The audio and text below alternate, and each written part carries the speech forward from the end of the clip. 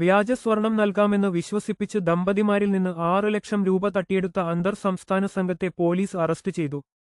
കർണാടക മൈസൂർ സ്വദേശികളായ 30 വയസ്സുള്ള അർജുൻ, 23 വയസ്സുള്ള വിനോദ് എന്നിവരാണ് കന്യാകുമാരിയിൽ നിന്ന് പിടിയിലായത്. കൊച്ചി കല്ലൂർ സ്റ്റേഡിയത്തിന് സമീപമുള്ള കോഫി ഷോപ്പിൽ വെച്ചാണ് പ്രതികൾ ദമ്പതികളെ പരിചയപ്പെട്ടത്. മൈസൂരിൽ ഭൂമി ഖനനം ചെയ്തപ്പോൾ ലഭിച്ച സ്വർണം വിൽക്കാൻ സഹായിക്കണമെന്ന് ആവശ്യപ്പെട്ടാണ് തട്ടിപ്പ് തുടങ്ങിയത്. വിശ്വാസം ഉറപ്പിക്കാൻ ആദ്യം യഥാർത്ഥ സ്വർണം സാമ്പിളായി നൽകി. പിന്നീട് സഹോദരിയുടെ വിവാഹാവശ്യത്തിനായി പണം അത്യാവശ്യമാണെന്ന് പറഞ്ഞ് ദമ്പതികളെ പ്രലോഭിപ്പിച്ച് 6 ലക്ഷം രൂപ കൈക്കലാക്കുകയായിരുന്നു. പണം ലഭിച്ചതോടെ ഫോൺ സ്വിച്ച് ഓഫ് ചെയ്ത് പ്രതികൾ കടന്നുകളഞ്ഞു.